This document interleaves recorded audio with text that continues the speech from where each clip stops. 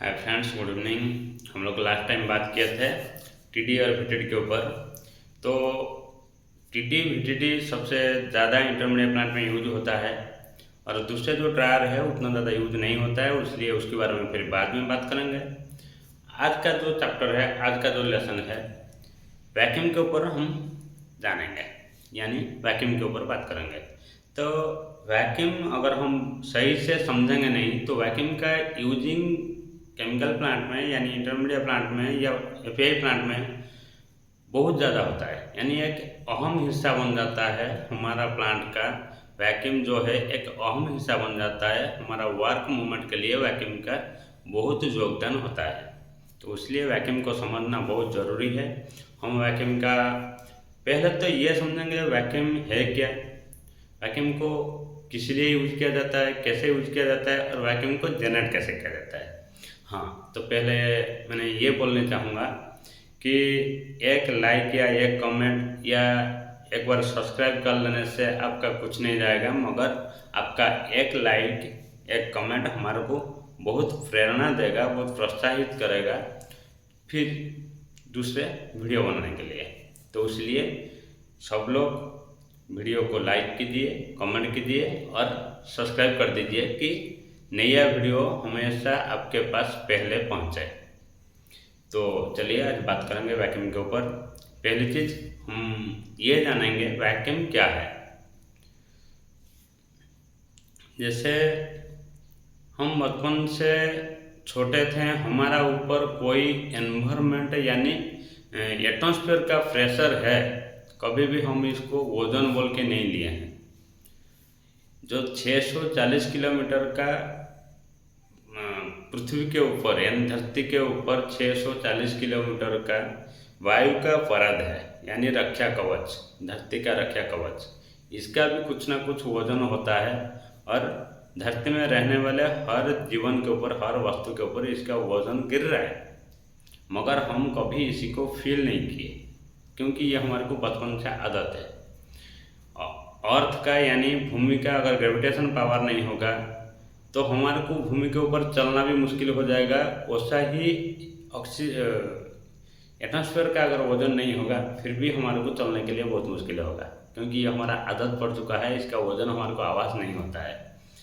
तो मैंने ये समझाना चाह रहा हूँ, ये बताना चाह रहा हूँ, वायुमंडल यानी हमारी पास जो वायु का परत है, धरती के ऊपर जो वायु का परत है रक्षा कवच के हिसाब से, जो एटमॉस्फेयर है, इसका न होना ही वैक्यूम है। तो शायद आप लोग समझ रहे होंगे, नहीं तो और आसान से समझाता हूँ। एक वर्ड में हम अगर बोलने चाहेंगे तो वैक्यूम वो है जहाँ पे कोई एयर नहीं होता है, यानी माइनस प्रेशर इक्वल वैक्यूम। तो हमारा प्लांट में जो वैक्यूम यूज करते हैं वो भी एग्जैक्ट वही है, यानी माइनस प्रेशर है। और जो एरिया में प्रेशर माइनस हो जाता है वो उसको जीरो कहला जाएगा, यानी एनवायरनमेंट का, एटमॉस्फेयर का कोई दबाव वहाँ पे नहीं है। जीरो से जैसे जैसे नीचे जाएगा यानी वहाँ पे खींचने का ताकत पैदा हो जाएगा। वो जो खींचने का ताकत है, जैसे हम एक जगह से अगर जितना हवा है उसको निकाल दिए तो वो जीरो कहलाएगा, यानी वहाँ पे दूसरे आजू बाजू में हल्का सा प्रेशर जो भी है वो वहाँ पे आने के लिए तैयार है। और जितना वहाँ से हवा निकल जाने के बाद एक जगह से जो ताकत वहाँ पे हम लगा रहे हैं और हवा को निकालने के लिए जितना ताकत हम लगा रहे हैं उतना ताकत को वैक्यूम में गिनती किया जाएगा।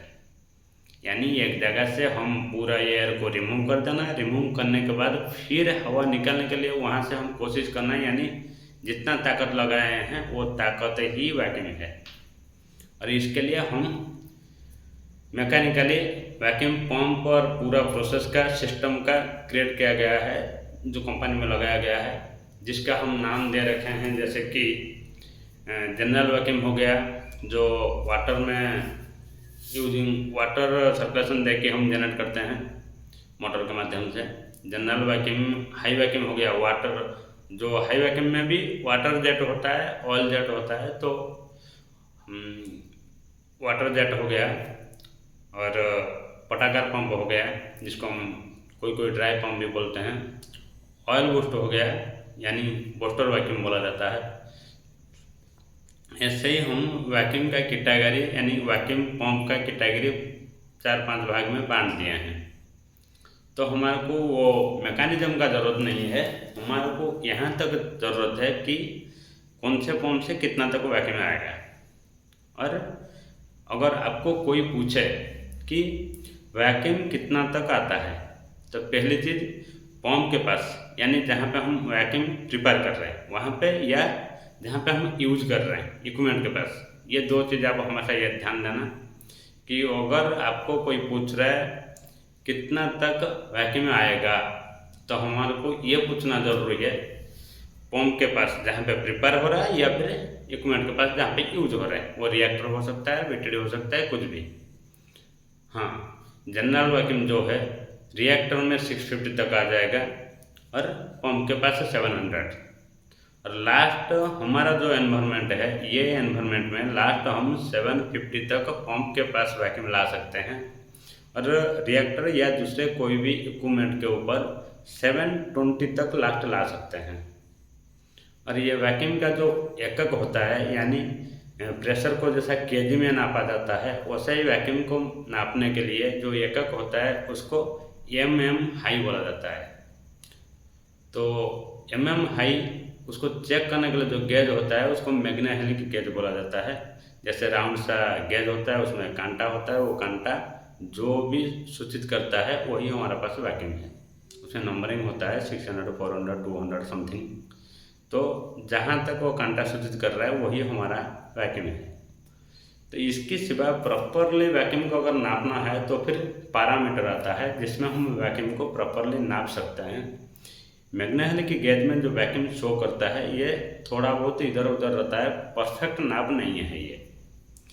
तो पहले वैक्यूम क्या होता है आप समझ गए होंगे, और वैक्यूम जब कितना आता है और इक्विपमेंट के पास कितना आता है, मोटर के पास कितना आता है, ये आप समझ गए होंगे।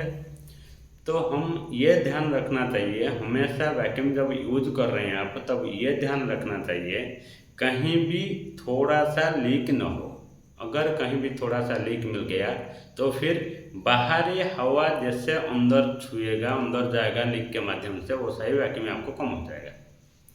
तो वैक्यूम को हम अगर प्रॉपरली यूज करना है तो पहले कुछ भी लीक नहीं रहना चाहिए, इक्विपमेंट को अच्छा से टाइट कर लेना चाहिए, हर वाल कुछ भी क्लोज कर लेना चाहिए। उसके बाद हम वैक्यूम अप्लाई करेंगे। वैक्यूम बिल्डअप होने के बाद हम उसको कुछ भी काम के लिए यूज कर सकते हैं। जैसे कि वैक्यूम यूज किया जाता है कुछ भी शॉकिंग करने के लिए। वैक्यूम का नेचर है खींचना, यानी माइनस प्रेशर या खींच के ले अपने अंदर ले जाना, इक्विपमेंट को अंदर ले लेना।